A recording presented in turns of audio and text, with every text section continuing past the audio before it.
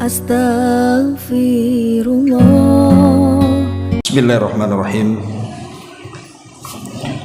Assalamualaikum warahmatullahi wabarakatuh.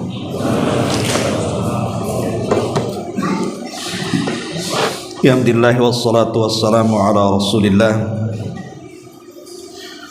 wa ala alihi wa sahbihi wa mawalah wa la hawla wa la quwata illa billahi wa ba'du. Alhamdulillah, segala puja dan puji hanya milik Allah subhanahu wa ta'ala. Salawat dan juga salam kita hadiahkan kepada Rasul kita Nabi besar Muhammad sallallahu alaihi wa ala alihi wasallam. Kita lanjutkan kembali kajian Kitab Tauhid dan kita masuk pada bab qaulullahi azza wa jal, innama dzalikumus syaitanu yukhawwifu awliya'ahu fala takhafuhum wa khafuni in kuntum mu'minin. Bab firman Allah subhanahu wa ta'ala, sesungguhnya mereka tidak lain hanyalah setan yang menakut-nakuti dirimu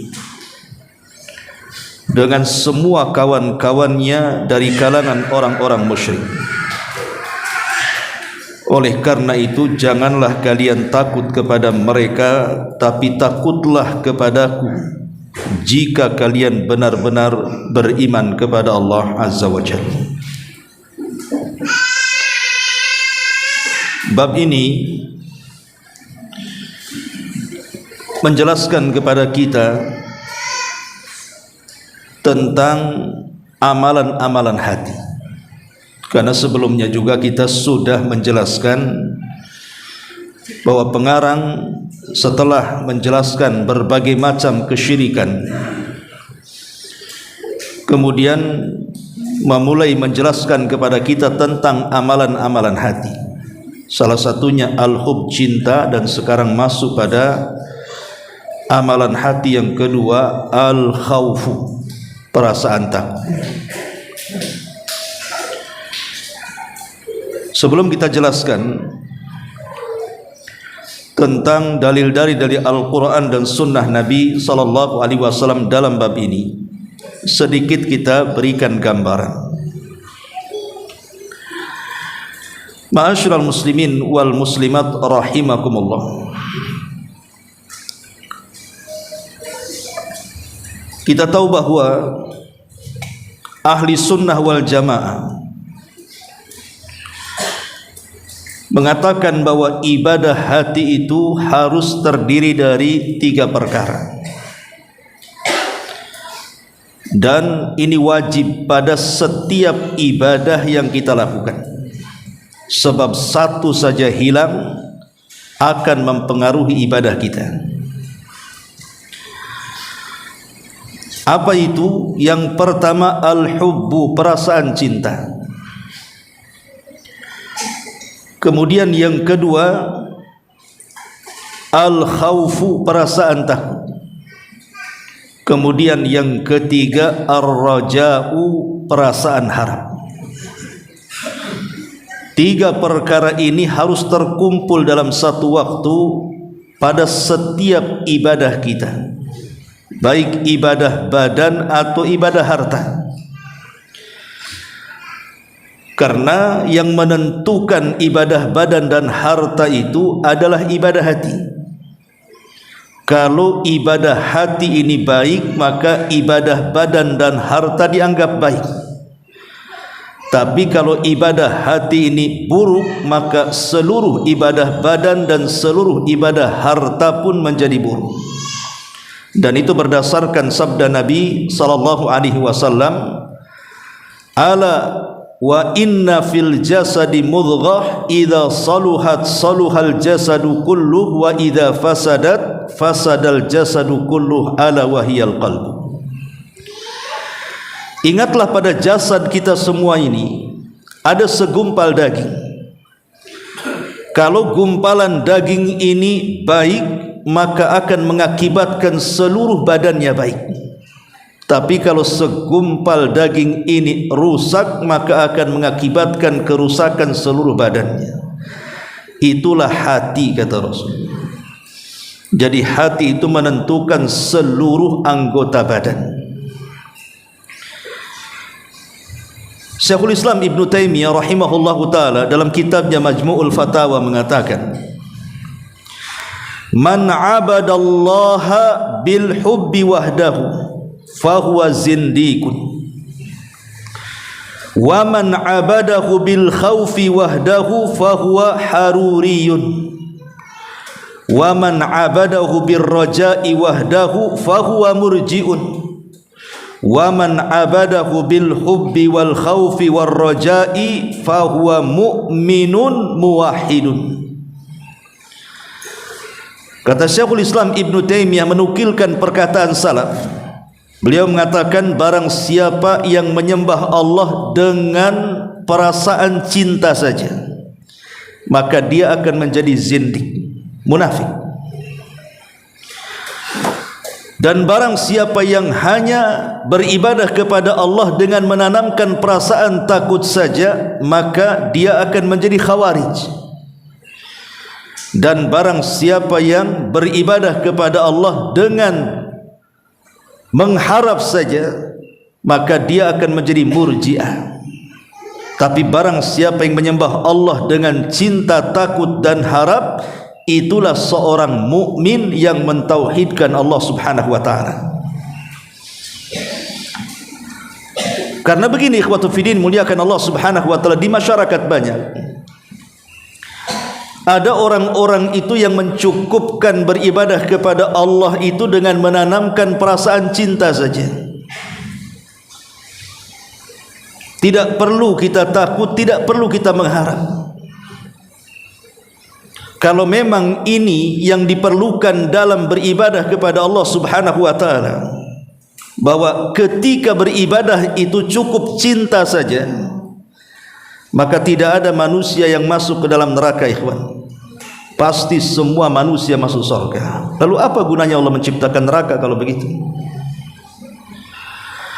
Karena semua agama itu mencintai Allah.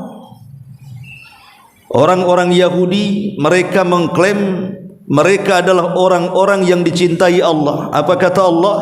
Nahnu abna'ullahi wa ahibbah. Kami bangsa Yahudi adalah putra-putra Allah dan manusia-manusia yang dicintai Allah Subhanahu wa taala. Artinya orang-orang Yahudi juga beribadah kepada Allah dengan perasaan cinta. Tetapi kecintaan mereka palsu. Makanya Allah Subhanahu wa taala katakan, "Qul falima yu'adzibuhullah, falima yu'adzibukum bidzunubikum." Katakan ya Muhammad kepada mereka, kalau memang kalian anak-anak Allah, orang-orang yang dicintai Allah, lalu kenapa Allah mengazab kalian dengan dosa-dosa kalian? Lihat Ashabus Sabti yang dihapus badan dan muka mereka menjadi kera-kera dan babi. Lihat orang-orang yang meminta kepada Nabi Musa alaihi salatu wasalam agar melihat Allah, tiba-tiba dikirim halilintar dan membunuh mereka semuanya. Qul falima yu'adzibukum bidzunubikum. Kalau memang kalian putra-putra Allah, manusia-manusia yang dicintai Allah, kenapa Allah mengadab kalian? Berarti cinta kalian tidak benar. Kalau cinta kalian benar kepada Allah Subhanahu wa taala, tentu kalian tidak mungkin menghina Allah dengan mengatakan innallaha faqir wa nahnu aghnia. Allah itu fakir, kami yang kaya, katanya. Tetapi garis besarnya orang-orang Yahudi mengklaim mencintai Allah, walaupun cinta mereka palsu. Bahkan kalau kita lihat orang-orang Nasrani, mereka mengklaim bahwa agama yang dibawa Isa itu adalah dinul hub, agama yang penuh dengan cinta, dengan kasih. Makanya orang Nasrani selalu kan seperti itu, mengklaim agama yang dibawa oleh Isa itu adalah agama yang penuh dengan kasih. Artinya orang-orang Nasrani juga mencintai Allah. Cuman kecintaan mereka hanya di lisan saja, karena mereka juga mencela Allah Subhanahu wa taala dan mengatakan innallaha thalithu thalatha. Allah itu satu di antara tiga Tuhan. Bahkan mereka mengatakan wa qalatin nasara al-masih ibnullah. Orang Nasrani mengatakan Isa itu putra Allah. Bahkan yang lebih parah lagi, mereka mengatakan Isa itu adalah Allah Subhanahu wa taala. Tapi garis besarnya mereka mencintai Allah kan, menurut pengklaman mereka. Ataupun orang-orang musyrik, ketika Allah Subhanahu wa taala berfirman dalam bab sebelumnya yang kita kaji, wa minan nasi man yattakhidu min dunillahi andadan yuhibbunahum ka hubbillah. Dan di antara manusia ada yang mengambil tandingan-tandingan selain Allah. Mereka mencintai tandingan-tandingan itu seperti mereka mencintai Allah Subhanahu wa taala. Artinya satu waktu mereka mencintai Allah, di lain waktu mencintai tandingan-tandingannya. Tapi kan intinya mereka mencintai Allah. Artinya baik Yahudinya, baik Nasraninya, baik musyriknya, semua mencintai Allah. Tapi kenapa orang Yahudi, orang Nasrani, orang musyrik Allah masukkan ke dalam jahannam? Kata Nabi SAW, tidaklah Yahudi ataupun Nasrani yang mendengar kedatanganku kemudian tidak beriman denganku, kecuali mereka akan menjadi penduduk jahannam. Dari sini kita tahu bahwa ibadah dengan cinta saja tidak cukup, gitu maksudnya. Karena semua manusia juga mencintai Allah. Kalau itu dasarnya, maka tidak ada neraka, semua pasti masuk surga. Ma'asyiral muslimin yang dimuliakan Allah Azza wa Jalla, sehingga diperlukan bab yang kita akan kaji ini. Bukan hanya sekedar cinta, tanamkan juga takut. Kemudian nanti ada bab juga tanamkan sifat harap. Karena tiga perkara ini disebut rukun-rukun ibadah hati. Rukun ibadah hati itu cinta, kemudian takut, kemudian harap. Makanya Imam Ibnul Qayyim rahimahullahu ta'ala mempermisalkan tiga ibadah ini seperti seekor burung. Kepala burung itulah al-hub, cinta. Kemudian sayap kanan burung itu al-khawf, perasaan takut. Kemudian sayap kiri burung itu ar-raja, perasaan harap. Kalau burung itu lengkap, ada kepalanya, ada dua sayapnya, dan dia hidup, pasti burung itu terbang. Tapi kalau burung itu hanya ada sayapnya saja, walaupun lengkap dua-duanya, tapi tidak ada kepalanya, terbang burung itu? Burung nggak ada kepalanya, nggak mungkin terbang, matilah burung tak ada kepala. Oke lah ada kepalanya, dia hidup. Tetapi kalau seandainya ada luput dari kedua sayapnya, umpamanya dia takut ada tapi harap tidak ada, itu sama dengan terbang dengan satu sayap. Bisa terbang, burung satu sayap tidak akan terbang. Ataupun mungkin harapnya ada, takutnya tidak ada, sama juga, hanya sayap kiri saja, sayap kanan tak ada, tak bisa terbang juga. Tetapi kalau burung itu lengkap, ada kepalanya, ada kedua sayapnya, dan ada kehidupan padanya, maka burung itu terbang. Itulah ibadah hati. Kalau dalam ibadah itu ada perasaan cinta, ada perasaan takut, ada perasaan harap, maka antum akan merasakan kelezatan ibadah. Karena hanya dengan tiga perkara inilah, tidak usah lagi bertanya macam mana saya tidak bisa khusyuk, macam mana caranya khusyuk, macam mana caranya ingin lezat dalam ibadah. Cukup terapkan tiga ibadah hati ini, itu sebagai jawabannya. Ma'asyiral muslimin yang dimuliakan Allah Subhanahu wa ta'ala, dan alamat yang paling jelas kalau kita memiliki sifat khauf, rasa takut kepada Allah Subhanahu wa ta'ala, adalah sur'atun ilallah. As-sur'atu ilallah, bersegera menuju Allah Subhanahu wa ta'ala. Karena ada hadis yang mengatakan man khafa adlaj, wa man adlaj balagal manzil. Ala inna sil'atallahi ghaliyah, ala inna sil'atallahi ghaliyah. Kata Nabi SAW, barang siapa yang takut maka dia akan mulai berjalan. Barang siapa yang takut maka dia akan segera berjalan di awal malam. Dan barang siapa yang berjalan di awal malam pasti akan sampai tujuan. Ketahuilah barang dagangan Allah itu mahal. Ketahuilah barang dagangan Allah itu mahal. Lihat bagaimana kata Rasul, barang siapa yang takut bersegera dia berjalan. Kalau takut diam saja. Pamannya antum yang takut hantu, lewat Tamiang sana, tidak ada jalan lain kecuali ke situ. Kalau kita diam saja, enggak mau lewat situ sampai kira-kira ke tujuan, ya enggak mungkin sampailah diam saja kita. Kenapa enggak cepat jalan? Takut aku di situ katanya. Tapi kalau seandainya setakut-takutnya dia tetap berjalan. Bahkan biasanya orang takut itu jalannya akan lebih kencang dibandingkan jalan orang yang tidak takut kan. Kalau tidak takut nyantai saja, enggak takut, saya biasa aja dia jalan. Coba kalau takut, itu bisa terbirit-birit jalannya tuh. Karena semua disangka setan, pohon pisang setan, pohon nangka setan, takutlah dia, langsung pergi kan, pasti dia akan lari tuh. Lah kalau lari pasti akan sampai di tujuan. Artinya di sini kata Nabi SAW ingin mengatakan kepada kita bahwa di antara tanda kita ini takut kepada Allah adalah ketika kita bersegera menuju Allah Subhanahu wa taala. Ketika mendengar azan langsung ke masjid gitu. Ketika mendengar ayat-ayat sedekah langsung sedekah. Ketika mendengar ayat tentang keutamaan talabul ilmi langsung belajar, dan begitu seterusnya. Itulah alamat yang pertama, ciri orang itu takut kepada Allah.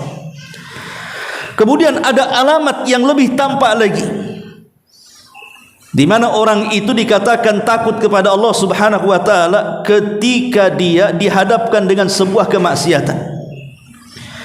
Di hadapannya ini ada maksiat nih. Nampaknya maksiat itu menggiurkan kehidupan dia. Boleh jadi mungkin di hadapannya ada seorang wanita yang mengajak berzina, ada botol yang mengajak untuk minuman keras, ada kartu-kartu yang mengajak kita untuk berjudi, dan begitu seterusnya. Kalau seandainya kita menghindar dari maksiat-maksiat itu, berarti adalah rasa takut dalam hati. Tapi kalau seandainya kita sambut maksiat itu, ada perempuan langsung berzina, ada khamar langsung diminum, main judi dan begitu seterusnya, dan dia nyaman dengan perkara itu, alamat hatinya tidak takut. Orang yang nyaman dengan maksiat berarti tidak ada takut dalam hatinya. Ma'asyiral muslimin yang dimuliakan Allah Subhanahu wa taala, makanya lihat di dalam Al-Qur'anul Karim kisah Nabi Yusuf alaihi salatu wassalam. Ketika Allah Subhanahu wa taala mengatakan wa rawadathu allati huwa fi baitiha an nafsi wa ghallaqatil abwab wa qalat hayta lak qala ma'adzallah innahu rabbi ahsana mathwaya innahu la yuflihu dhalimun wa laqad hammat bihi wa hamma biha laula an ra'a burhana rabbi kadzalika nasrifu anhu su' wal fasha innahu min ibadinal mukhlisin. Dan perempuan yang dia Yusuf tinggal di rumahnya sedang menggodanya. Perempuan ini adalah istri daripada Al-Aziz, dan disebut Al-Aziz itu biasanya orang hebat di Mesir. Kalau orang hebat, pejabat, orang Mesir menganggapnya sebagai Al-Aziz. Jadi wanita ini istri daripada Al-Aziz. Dan ada yang mengatakan dalam beberapa riwayat bahwa Al-Aziz ini tidak bisa memuaskan istrinya. Ada yang mengatakan impoten, ada yang mengatakan apa, intinya dia tidak bisa melayani, sehingga nafsu istrinya kuat. Lah ketika melihat Yusuf yang ganteng itu, yang mewarisi separuh ketampanan Adam alaihi salatu wassalam, tertarik dia, padahal itu anak angkatnya, sudah 10 tahun dirawatnya. Rupanya dari usia 10 tahun sekarang sudah usia 20 tahun, nampaklah ganteng Nabi Yusuf itu. Dan tidak ada manusia seganteng itu kala itu. Yang kedua, dia tidak memiliki kepuasan dengan suaminya. Bagaimana tidak suka dan cinta dengan Yusuf? Makanya dari sini Allah mengatakan, dan perempuan yang dia Yusuf tinggal di rumahnya mulai menggoda dirinya. Lalu dia menutup pintu-pintunya, jendela-jendelanya, seraya berkata, hai talak, kemarilah wahai Yusuf, mari berzinah denganku. Subhanallah ikhwatu fiddin, godaan Nabi Yusuf ini dengan tawaran wanita itu besar. Pertama, Nabi Yusuf itu masih muda, 20 tahun, itu syahwat lagi gede-gedenya. Yang kedua, Nabi Yusuf itu seorang budak. Kemudian dia seorang musafir, jauh dari kampung halamannya. Biasanya orang yang jauh dari kampung halaman lebih mudah maksiat dibandingkan di kampung halamannya. Antum kalau mau maksiat di kampung halaman mikir-mikir kan? Tapi kalau maksiat di kampung orang nggak mikir, orang kampung nggak tahu kok. Kemudian wanita yang di hadapan Yusuf itu bukan wanita biasa, wanita cantik, wanita yang merawat dirinya. Karena biasanya orang-orang yang beruang, orang-orang yang berduit itu, walaupun usianya sudah tua nampak muda kan? Beda kalau seandainya yang uangnya sedikit, biasanya yang muda pun nampak nenek-nenek tua kan? Karena tak pandai merawat wajah. Tapi subhanallah, belum lagi wanita ini yang mengajak zina. Dan dia sudah mengeluarkan triknya dengan cara apa? Dia sudah membuka auratnya, dia sudah tutup pintunya, dia sudah tutup jendelanya, tidak ada manusia di situ. Kira-kira nih, kalau posisi antum sebagai Nabi Yusuf, ambil nggak tuh tawaran? Hah? Nggak mungkin nggak diambil kayak antum. Pasti diambil. Karena iman kita ini tidak sekuat Nabi Yusuf. Iman kita ini tidak sekuat Nabi Yusuf. Jangankan anak muda, nenek-nenek pun mungkin diterima pula tawarannya. Tapi iman Nabi Yusuf alaihi salatu wassalam memang iman yang kokoh dan menggunung dalam hatinya. Sehingga Allah katakan di sini, dan sungguh perempuan itu telah berhasrat kepada Yusuf. Telah berhasrat. Dan Yusuf pun berkehendak demikian, manusiawi. Yusuf juga berkehendak sebenarnya.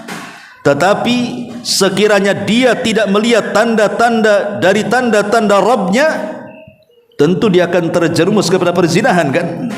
Demikianlah kami palingkan darinya keburukan dan kekejian itu. Sungguh Yusuf termasuk hamba kami yang terpilih.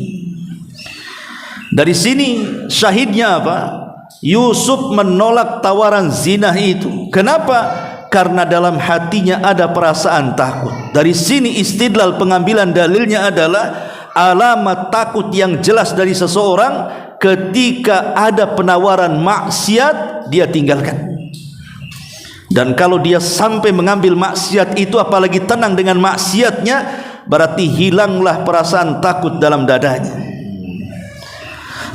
Kemudian contoh yang kedua, Allah Subhanahu wa taala menyebutkan tentang kisah Maryam dalam surah Maryam, di mana Allah Subhanahu wa taala mengatakan, fattakhadat min duni hijaban fa arsalna ilaiha ruhana fatamassala laha basharan sawiyya qalat inni a'udzu birrahmani minka in kunta taqiyya qala innama ana rasul rabbik li ahabalaki ghulaman zakiyah. Lalu dia Maryam memasang tabir yang melindunginya dari mereka. Ketika itu Maryam yang memang diserahkan oleh keluarganya Imran sudah meninggal. Kemudian istrinya Imran menyerahkan Maryam untuk diasuh di Baitul Maqdis, karena itu nazar dari dirinya. Kalau dia punya anak maka akan diserahkan ke Baitul Maqdis. Maka diserahkanlah Maryam ke Baitul Maqdis, kemudian diasuh oleh kerabatnya, tentu dengan cara undian, dan dimenangkan oleh Nabiullah Zakaria alaihi salatu wassalam. Maka Zakarialah yang berhak untuk merawat Maryam. Dan itu sebuah kebanggaan karena Maryam itu anak dari pembesar Baitul Maqdis, keluarga Imran. Sampai agungnya keluarga ini, sampai kita kenal dalam Quran itu namanya suratu Al-Imran, surah keluarga Imran, keluarga Maryam bintu Imran. Maka sejak itulah Zakaria membimbing Maryam tidak keluar dari mihrabnya. Kerjanya setiap hari hanya beribadah saja kepada Allah Subhanahu wa taala dan tidak pernah melihat maksiat. Satu hari memang Allah Subhanahu wa taala apabila menghendaki sesuatu pasti Allah akan buat sebabnya kan. Innallaha idza arada syai'an ahya asbaba. Itu kaidah namanya. Allah kalau menghendaki sesuatu Allah buat sebabnya tuh. Tiba-tiba Maryam ingin buang hajat besar. Dan di zaman itu kalau buang hajat ya keluar ya. Kalau zaman saya masih dulu belajar di Yaman saja masih ada orang yang buang hajat itu di padang pasir. Disediakan kamar mandi pun tak mau, tak keluar katanya. Tetap ke padang pasir baru keluar. Ada orang kayak gitu ya. Ada orang kayak gitu di sini. Mungkin kayak orang-orang yang ditambak-tambak gitu biasanya. Biasa buang hajat ditambak, dikasih kamar mandi umum, nggak ada yang datang kamar mandi umum. Ya tetap aja di situ, alasannya apa? Nggak bisa keluar katanya. Jadi orang-orang dulu itu kalau buang hajat ya cari tempat-tempat yang jauh dari manusia. Lah rupanya di tengah jalan setelah buang hajat, tiba-tiba dihadang oleh laki-laki tampan. Ini bukan laki-laki biasa, laki-laki tampan, basyaran sawiyah. Laki-laki yang sangat tampan, jelmaan daripada Jibril. Dan Jibril ini kalau menjelma manusia tidak sembarang. Di zaman Rasul saja kalau menjelma manusia ingin menemui Rasul, biasanya dia akan meniru sahabat yang paling ganteng. Siapa? Dihyatul Kalbi. Jadi Jibril itu selalu menggunakan wajah Dihyah untuk merubah dirinya menjadi manusia kemudian berjumpa dengan Nabi. Dan tidak ada manusia terganteng dari kalangan sahabat ketika itu melebihi Dihyah. Kalau dia safar ke Syam itu berjualan, wanita-wanita Syam itu terpelongok saking gantengnya Dihyah itu. Jadi Jibril tidak sembarang dia kalau mau menghadapi seseorang itu pasti dia akan bermuka manusia dengan muka yang sangat ganteng. Dalam hadis Umar saja lihat bagaimana wabah Jibril itu. Kata Umar bin Khattab, ittala alaina rajulun syadidu bayadi thiyab syadidu syawadi sya'ri la yura alaihi atharus safar wa la ya'rifuhu minna ahad, dan begitu seterusnya. Datang kepada kami, kata Umar, seorang laki-laki yang sangat hitam rapi sekali rambutnya, kemudian sangat putih sekali dandanannya, dan tidak ada bekas safarnya. Masalahnya di antara kami tidak ada yang kenal dia. Kalau dia orang jauh, kenapa tak kotor badannya? Kalau dia orang dekat, kenapa pula tak ada yang kenal di antara kita? Tapi dengan menunjukkan, Umar menceritakan bagaimana kondisi Jibril yang datang dengan penampilan yang luar biasa, menunjukkan Jibril itu kalau menjelma manusia, maka dia tidak sembarang menjelma. Lah sama juga di sini ketika berjumpa dengan Maryam, menghadang Maryam, Jibril itu berpenampilan dengan sangat ganteng sekali. Tapi Maryam adalah wanita yang dididik untuk takut kepada Allah Subhanahu wa taala. Sehingga Maryam mengatakan, qalat inni a'udzu birrahman in kunta taqiyya. Qalat inni a'udzu birrahmani minka in kunta taqiyya. Maka Maryam berkata, sungguh aku berlindung kepada Rabbku yang maha pengasih terhadap engkau wahai fulan, jika engkau bertakwa pergilah dariku. Dan perasaan takut yang ada di hati Maryam menjadikan Maryam tertunduk dan tidak berani memandang laki-laki tampan itu.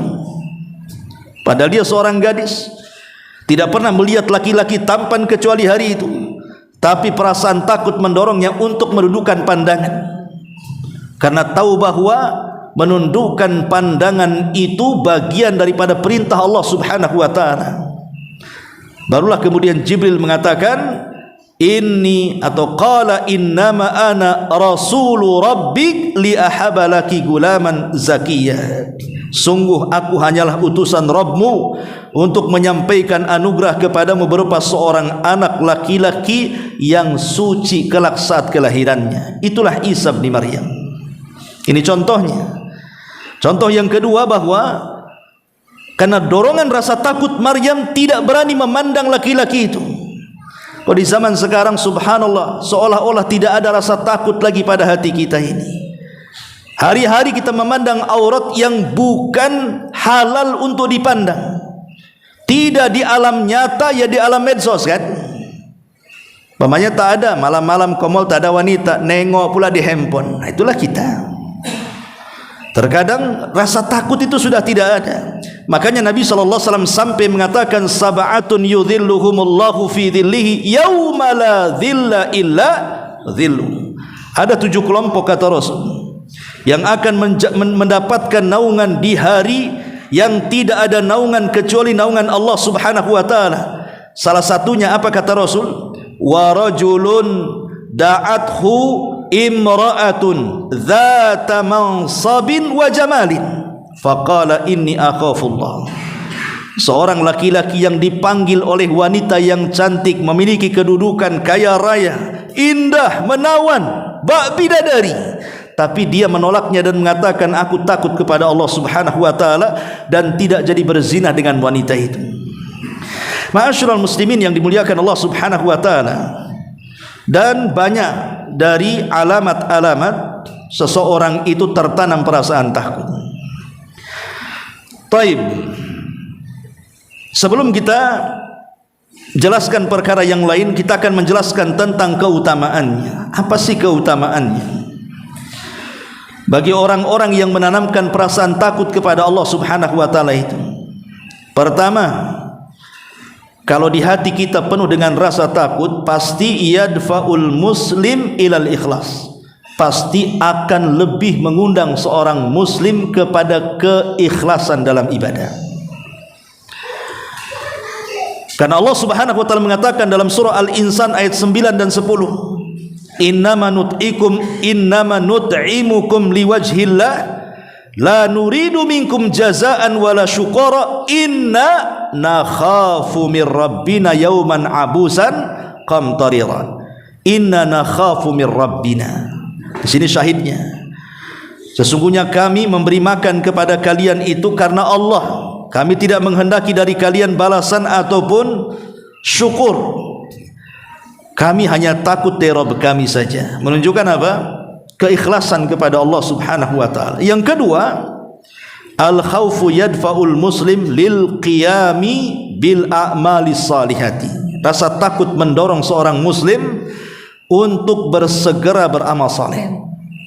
Sebutkan dalam surah Nur ayat 36-37. Fi buyutin adzinallahu an turfa wa yudhkara fiha ismu yusabbihu lahu fiha bil ghudwi wal asal rijalun tulhihim tijaratun wala bai'un an dzikrillahi wa iqamis salati wa itaiz zakati yakhafuna yauman tataqallab fihil qulubu wal absar. Di rumah-rumah Allah yang diizinkan untuk diangkat dan diingat Allah di dalamnya, mereka bertasbih dalamnya di waktu pagi dan petang. Ada seseorang yang tidak terlalaikan karena perdagangannya, karena jual belinya dari zikir kepada Allah, dari menegakkan salat dan menunaikan zakat. Yakhafuna, karena mereka takut kepada Allah akan satu hari yang akan mencengangkan hati dan pandangan manusia. Menunjukkan bahwa takut itu mendorong kita untuk beramal saleh di sini. Kemudian yang ketiga, yaqudu ila takdiris sayyiati wa adami taladzudz biha. Takut itu akan mengarahkan kepada kita untuk berusaha menjauhi sesuatu yang buruk dalam kehidupannya, dan dia tidak akan merasa lezat dengan keburukannya. Kemudian juga yang keempat, sana'ullah 'alal abdi bisababi khaufihi. Yang keempat, Allah akan memuji seorang hamba yang dipenuhi dengan perasaan takut, dan itu Allah Subhanahu wa taala sebutkan dalam surah Al-Anbiya ayat 90. Kemudian yang kelima, an-najatu min kulli su'in. Orang yang takut itu akan terselamatkan dari setiap keburukan. Kata Rasul, thalathun munjiat. Ada 3 perkara yang bisa menyelamatkan kita. Khasyatullahi fi syirri wal alaniyah, wal adlu fi ridha'i wal ghadab, wal qasdu fil ghina wal faqr. Kata Rasul, 3 perkara yang menyelamatkan itu: pertama, perasaan takut baik dikala sendirian ataupun dikala keramaian. Yang kedua, adil, baik dikala redha ataupun murka. Yang ketiga, sederhana, hidup baik dikala dia kaya ataupun miskin. Maka 3 perkara ini bisa menyelamatkan hidup kita. Dan banyak lagi, ini di dunia ya. Kalau di akhirat sudah jelas. Pertama, akan mendapatkan naungan aras yang tidak ada naungan kecuali naungan Allah pada hari itu, sebagaimana hadisnya sudah kita baca tadi. Kemudian yang kedua, dia akan merasa aman pada hari kiamat. Kenapa demikian? Karena Rasul mengatakan, la ajma ala abdi khaufaini wa amnaini. Allah Subhanahu wa taala berfirman dalam hadis kursi, tidak mungkin saya kumpulkan bagi hambaku 2 perasaan takut atau 2 perasaan aman. Maknanya apa? Kalau orang takut di dunia, maka dia orang yang paling aman di akhirat. Tapi orang yang paling aman di dunia, maka dia orang yang paling takut di akhirat.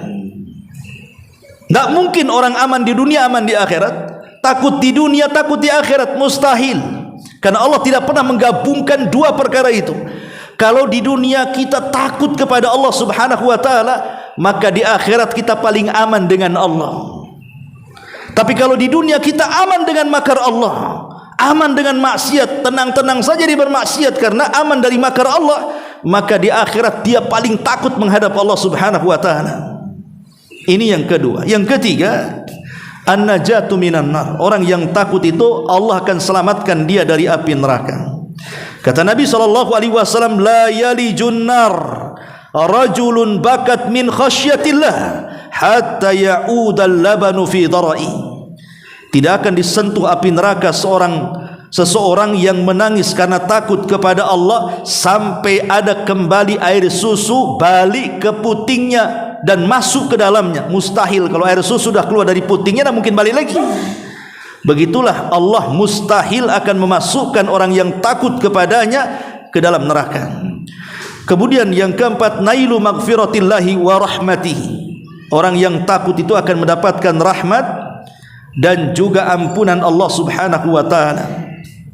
Ingat sebuah hadis, ketika di zaman Bani Israel ada orang tua yang semua dosa sudah dilakukannya. Tidak ada dosa kecuali sudah dilakukannya, apalagi sudah tua. Kemudian ketika hendak mati, dia takut kalau seandainya Allah mampu membangkitkan dirinya, tentu Allah akan mengadab dia dengan adab yang belum pernah terjadi sesudah dan sebelumnya.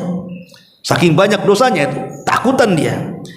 Akhirnya dia mengatakan kepada anak-anaknya, kalau saya meninggal dunia, fa'ahrikuni, bakar aku.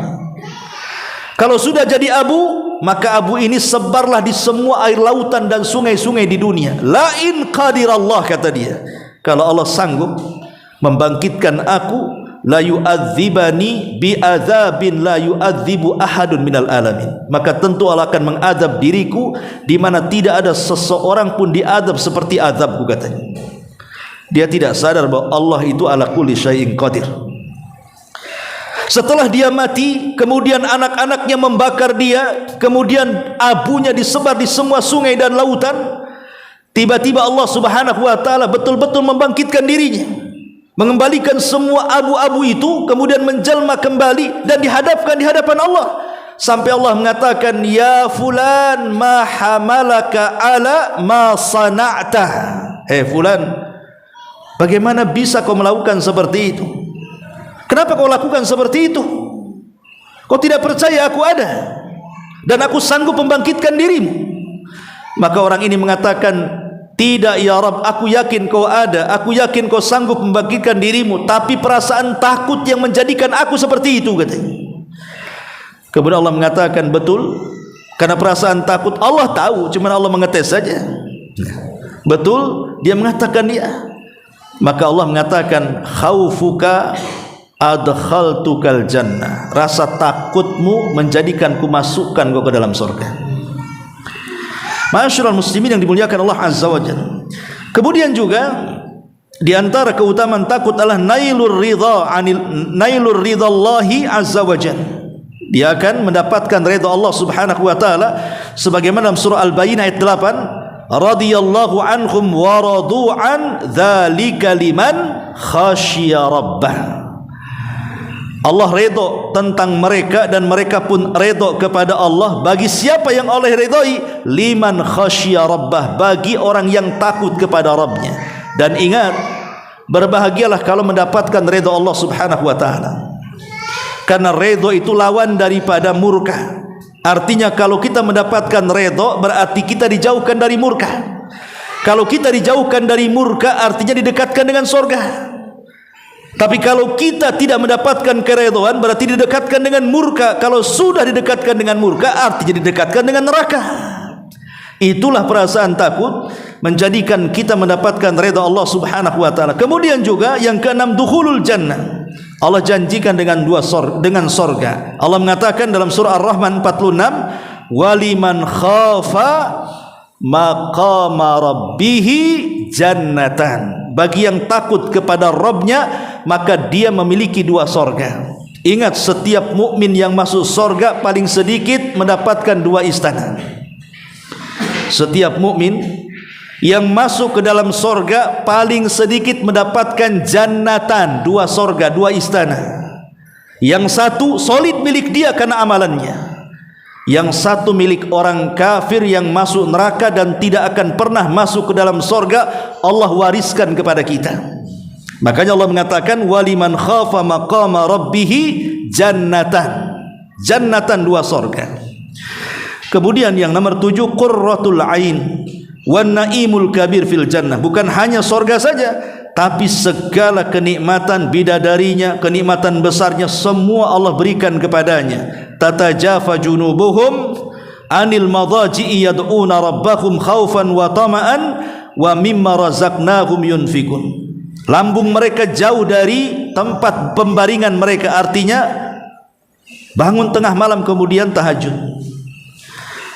Yad'una rabbahum, mereka berdoa kepada Allah dalam posisi khaufan, takut, wa tama'an, harap, wa mimma razaqnahum yunfikun, dan terhadap apa yang kami rizkikan mereka infakkan. Di sini syahidnya, fala ta'lamu nafsun ma ukhfiya lahum min qurrati a'yun jazaa'an bima kanu ya'malun. Maka jiwa tidak ada yang tahu seberapa indahnya bidadari itu, dan itu sebagai balasan apa yang mereka telah kerjakan. Dan banyak lagi tentang keutamaan takut itu. Ma'asyiral muslimin yang dimuliakan Allah subhanahu wa ta'ala, disebutkan di antara dalil-dalil tentang 3 rukun ibadah itu di surat yang sering kita baca. Surah apa? Surah Al-Fatihah. Setiap hari kita membaca surah Al-Fatihah minimalnya 17 kali kan sehari. Itu kalau solat wajib saja. Kalau solat sunnah ya banyak kali, karena setiap rakaat wajib baca Fatihah. Ya. Lihat di permulaan Al-Fatihah itu, alhamdulillahi rabbil alamin, ar-rahman ar-rahim, maliki yaumiddin. Kata para ulama, di antaranya Imam Abdul Qayyim mengatakan kalimat alhamdulillahi rabbil alamin, kalimat ini melahirkan perasaan cinta. Ar-Rahman Ar-Rahim melahirkan perasaan harap, dan Maliki Yaumiddin melahirkan perasaan takut. Bagaimana caranya? Alhamdulillah, segala pujian hanya milik Allah. Orang kalau memuji tidak lain karena cinta kan? Tidak mungkin orang muji itu karena benci. Rata-rata orang benci tidak mungkin muji. Karena bagaimanapun pujian itu akan jatuh bagi mata-mata pembenci. Tapi pujian itu akan muncul dari mata-mata yang cinta. Kita kalau cinta seseorang pasti dipuji dia. Kalau benci seseorang pasti akan dicela dia. Makanya pujian bagi Allah subhanahu wa ta'ala itu karena cinta kita kepada Allah. Di sinilah lahir perasaan cinta. Kemudian Ar-Rahman Ar-Rahim, Allah maha penyayang lagi maha pengasih. Ar-Rahman itu rahmat yang meliputi mukmin dan kafir. Ar-Rahim, rahmat yang meliputi bagi orang-orang yang beriman saja. Ketika Allah subhanahu wa ta'ala menyebutkan dua kata rahmat dengan dua nama yang berbeda. Ar-Rahman nama Allah, Ar-Rahim nama Allah, tapi sifatnya sama, rahmat, kasih sayang. Kasih sayang Allah itu jauh lebih luas dibandingkan murkanya. Makanya Allah sendiri mengatakan dalam hadis kursi, inna rahmati wasi'at ghadabi, sesungguhnya rahmatku meliputi kemurkaanku. Makanya kenapa Allah buat pintu sorga itu 8, pintu neraka itu 7. Kenapa nggak disamakan saja, pintu neraka 7, pintu sorga 7? Kenapa pintu sorga ditambah 1 jadi 8 pintu? Untuk menunjukkan bahwa rahmat Allah itu lebih luas dibandingkan kemurkaannya. Ketika rahmat Allah itu luas, disinilah timbul harapan. Seberapa besar pun yang kita hadapkan dari dosa-dosa yang kita miliki, kalau kita minta ampun kepada Allah, adalah harapan Allah mengampuni kita, karena Allah itu zat yang maha rahmat lagi maha pengampun. Adapun Maliki Yaumiddin melahirkan perasaan khauf yang kita bahas, karena nanti pada hari kiamat ketika seluruh makhluk Allah dihancurkan, bumi dihancurkan, langit dihancurkan, alam semesta dihancurkan, makhluk yang berakal dihancurkan, mulai para malaikat, para jin dan manusia, semua tidak ada yang hidup, binatangnya, tumbuh-tumbuhannya, dalam 40, entah 40 hari, 40 bulan, 40 tahun, wallahu alam, kata Abu Hurairah. Tapi dalam angka 40 itu terjadi kehancuran yang luar biasa. Itulah yang disebut dengan nihayatul alam, akhir dari seluruh alam semesta. Ketika semua sudah hancur, maka Allah subhanahu wa ta'ala akan berdiri sendirian, kemudian akan mengatakan, limanil mulkul yaum, limanil mulkul yaum. Kalian sudah tahu kekuasaan ini milik siapa? Kalian sudah tahu kekuasaan ini milik siapa? Ya, tidak ada yang jawab, semua sudah mati. Malaikat sudah mati, jin sudah mati, manusia sudah mati. Maka Allah jawab sendiri, lillahil wahidil qahar. Kekuasaan ini milik zat yang satu, yang esa, yang bisa melakukan segalanya. Disitulah lahir perasaan takut. Maliki Yaumiddin, dialah raja di hari ketika manusia dibalas oleh Allah dan dibangkitkan di hadapan Allah subhanahu wa ta'ala. Lahir perasaan takut.